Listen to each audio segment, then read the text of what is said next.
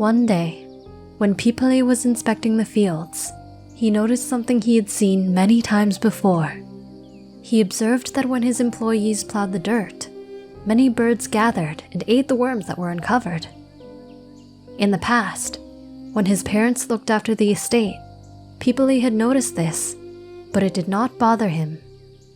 However, now that he was the owner, it struck him forcefully. He realized that his wealth was bound up with the suffering of other living beings.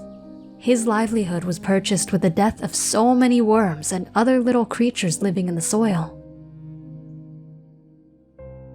Thinking about this, he asked his field manager, "Hey, who will have to bear the karmic consequences for the deaths of all these creatures? Who will this fall on?" "You, sir." Pipali was greatly shaken by this revelation and realization. He went home and reflected. What good is this wealth if it comes along with the burden of guilt and eventual bad karma? This comfort and wealth is only temporary, but the suffering I will have to endure will last a long time. How many hells will I be reborn into? How many more extra lives will I have to live as an animal to repay this debt? It would be best for me to give it all to Bada and go become an ascetic. While he was thinking that, Bada, on the other side of the property, was experiencing something similar. Earlier in the day, she saw something she'd seen many times before, but now with a deeper understanding. Seeds had been spread out in the open to dry, and she noticed many birds eating the insects that were attracted by the seeds. Thinking about this, she asked her servant, "Hey, who will have to bear the karmic consequences for the deaths of all these creatures? Who will this fall on?" "You, mistress." Bada was greatly shaken by this revelation and realization. She went home and reflected. If even just by working to make a living, I'm committing this much evil karma, I will continuously be reborn in this ocean of rebirth. When will I ever be able to lift my head above the water if it is weighed down by so much past evil karma? Even in 1,000 lives, I would never be free. Each life I am born into, I will have to age, get sick, and eventually die. I will have to go through the suffering of life in each birth. As soon as Pipali returns, I shall hand over everything to him and leave and take up the life of an ascetic. And so they both found each other. Each was holding a clay bowl and a pale cloth. After they expressed their intentions, they both decided to abandon their worldly belongings and become ascetics.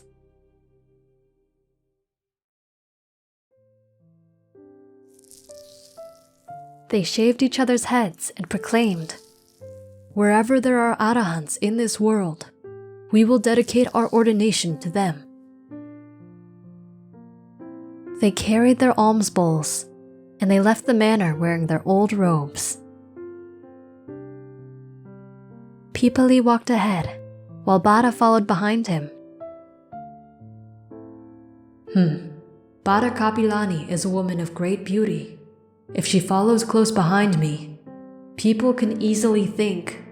They say they were ascetics, but they still can't live without each other. It's unseemly. If those people think in such a manner, they will be creating bad karma for themselves. It would be better for us to separate. When they reached a crossroads, Pipali turned to Bada and said, "Bada, you take one of these roads. I will take the other." Bada did not take his words personally. Instead, she contemplated his point. Being a wise woman, she realized. It is true that for ascetics, a woman is an obstacle. People seeing us together might think and speak badly of us. So please go your own way, and we shall part. Bada then circumambulated him 3 times, saluted him from the four main directions, and bowed at his feet. With folded hands, she said, "Our close companionship and friendship that has spanned incalculable periods comes to end today. Please take the path to the right, and I will take the path to the left." They parted, both seeking their own paths to becoming arahants. The earth, shaken by the power of their fortitude, dedication, and virtue, quaked and trembled.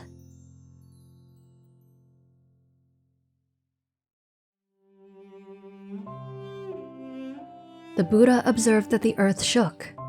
He used his supernormal abilities to discern that two great beings had made a virtuous act of renunciation. The Buddha knew that Kassapa was on his way. In his infinite compassion, he set out on the road himself, walking the distance of 5 miles to meet his future disciple. On the road between Rajagaha and Nalanda, the Buddha sat down under a tree, waiting for the arrival of Pipali. When Pipali arrived and saw the aura and the radiance of the Buddha, he knew that he had found his teacher. Pipali approached the Buddha and paid homage. "You, Exalted One, Lord, are my teacher, and I am your disciple. I wish to ordain in your religion." "Kassapa, sit down. I shall give you your heritage." In lieu of traditional ordination, the Buddha then taught him 3 things. You must train yourself to always have hiri ottappa. You must maintain a keen sense of shame and fear of wrongdoing. This must be present in you towards seniors, novices, and those of middle status in the Sangha.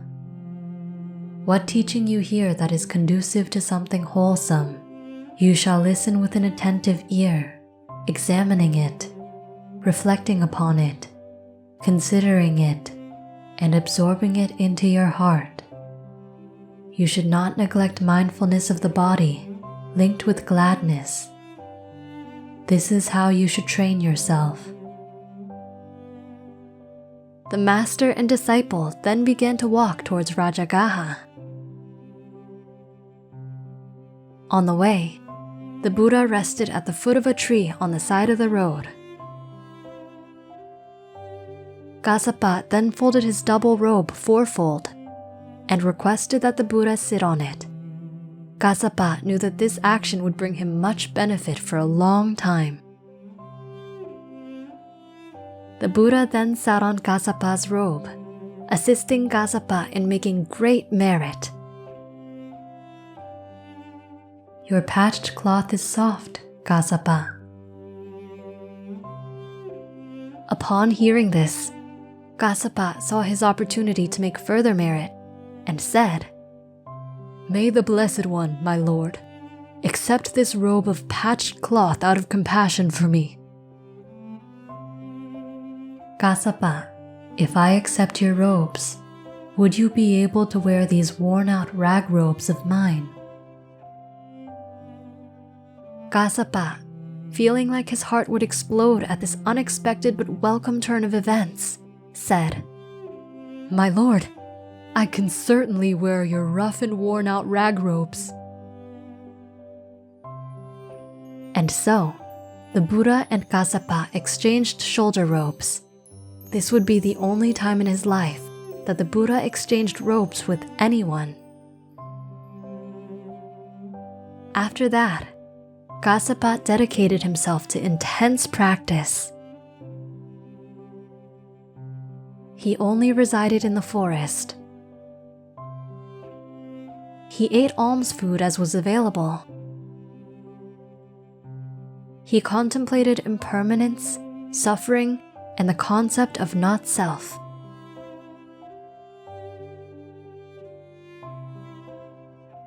Then, on the 8th day of his continuous practice, he attained the goal he was striving for.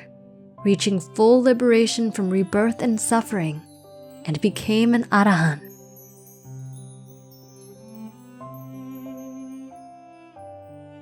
What did you learn from this story? Let us know in the comments. We hope you enjoyed the video. Click like if you did, and click subscribe if you want to see our uploads. And consider making a donation to support our Buddhist animation project.